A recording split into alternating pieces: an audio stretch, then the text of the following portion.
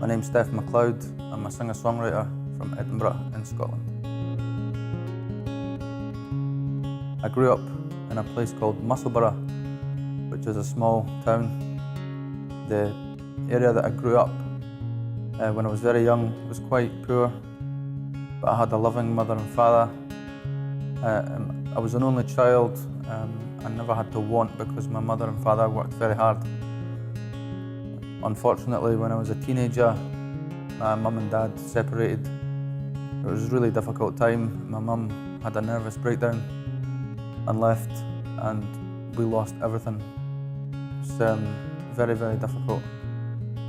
And this was about the time that I started to rebel and drink and take drugs, and it just grew and grew and grew over 10 years until I found myself begging on the streets of Edinburgh to feed an alcohol and drug addiction. I really was homeless and slept rough because my behaviour was very aggressive, and I was banned from most of the homeless hostels because I was not a nice guy to be around when I was drunk. I drank so much that I would wake up in hospital every other day, and people would find me at the side of the road or just collapse somewhere, and the doctors basically said that if I continued to drink the same way, I was going to die. I was desperate to quit drinking. I just didn't have the strength to do it. The withdrawals were horrific, and I just couldn't do it. It was too much for me to take on, so I kept drinking.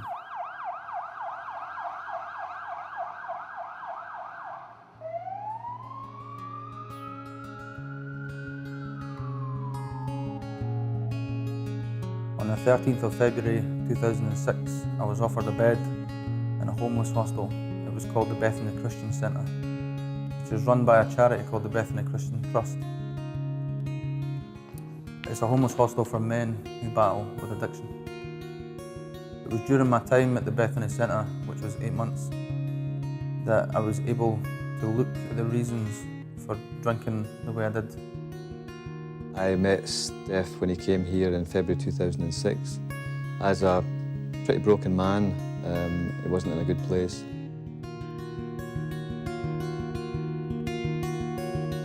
I got invited to a night of testimony in a place called Dundee. It was in a hotel and there was a free meal, so I was there. But while I was at that meeting, I heard a man speak for about an hour, and he spoke about his life and how he was in prison and how he'd done some very bad things and how he'd been broken and how he found Christ, and Christ renewed him and restored him and healed him and took everything that had broken this man and lifted it from him. And I couldn't take my eyes off this guy. I couldn't. And I can remember just thinking, I want that so much. I want what he's got. And then it just happened. All the shame and anger and fear and the burden that I'd been carrying around for 10 years, it was gone. It was just gone. I couldn't believe it.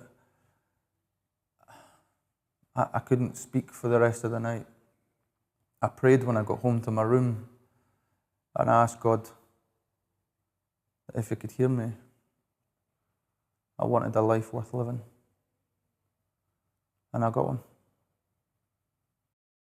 During my 8 months stay at Bethany, I started to write songs on one of the acoustic guitars there about homelessness and addiction and the things that I was having to deal with. It was a real healer for me to be able to express the way I was feeling. But more importantly, I came to know Jesus Christ. But it was so much more than that. I had a very real experience, and God really moved in me in such a way that I changed completely. I went from being somebody that looked inwards at themselves, which is one of the main parts of addiction, and I started to see how beautiful life was on the outside. He also took all the anger and fear and hate and the shame of all the wrong things that I did, and the burden, He lifted it off my shoulders. I can't really explain it very well because it was an indescribable feeling. But I've never felt so alive in my life.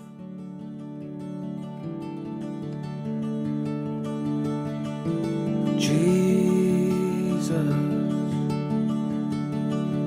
saved my soul.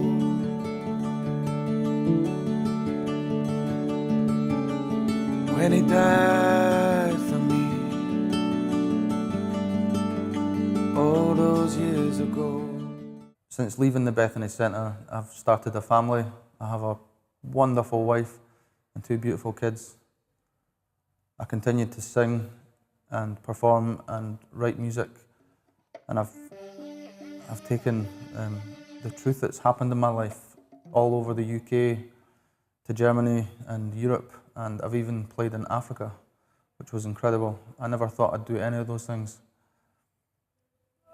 If I'm being totally honest, I've lived more in the last 5 years than I've done in all 30. Christ spoke to me, a nobody, a down and out, somebody that wouldn't be given a second glance on the streets. In fact, people would walk further away from me. And He spoke to me, I was nothing special. And He told me that I wasn't ready to check out. I was going to do better things, and I was going to live for Him. And by putting my trust in Jesus, I have truly lived for the last 5 years. I continue to perform and sing and give my testimony to anybody that will listen. I feel I have a responsibility to tell people the truth of what's happened in my life and about Jesus Christ. I can only tell people the truth of what's happened in my life, and that God and His power and His love saved me from certain death. Blessed assurance, Jesus is mine. Oh, what a foretaste of glory divine, heir of salvation, purchase of God, born of His Spirit, washed in His blood.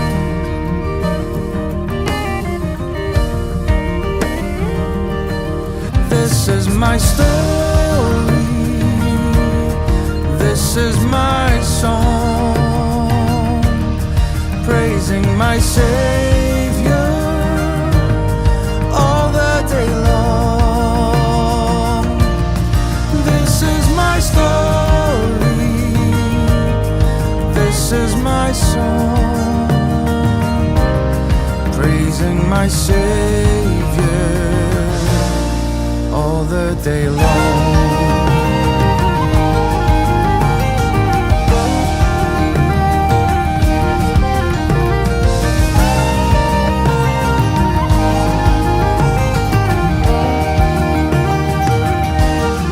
Perfect submission, all is at rest.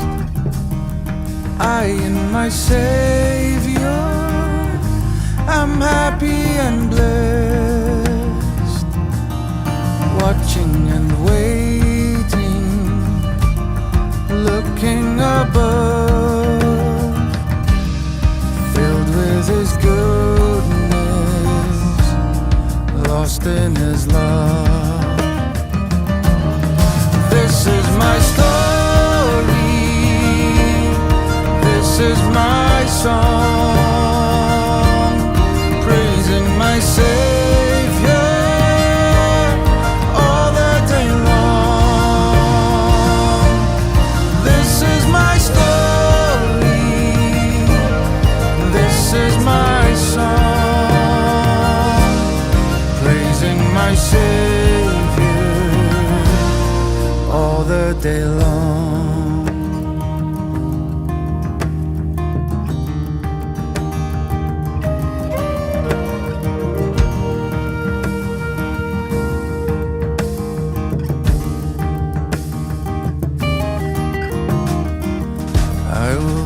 testify to the love of Christ, of his life, death, and resurrection, till that promised day when he comes again.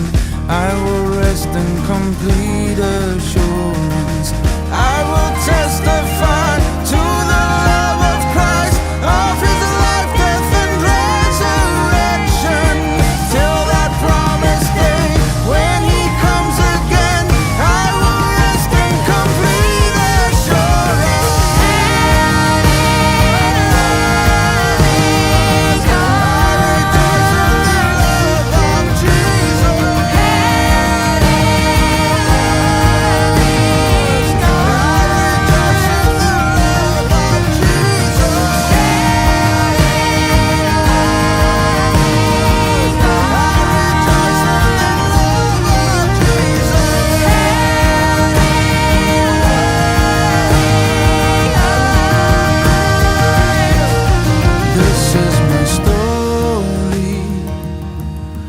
This is my song,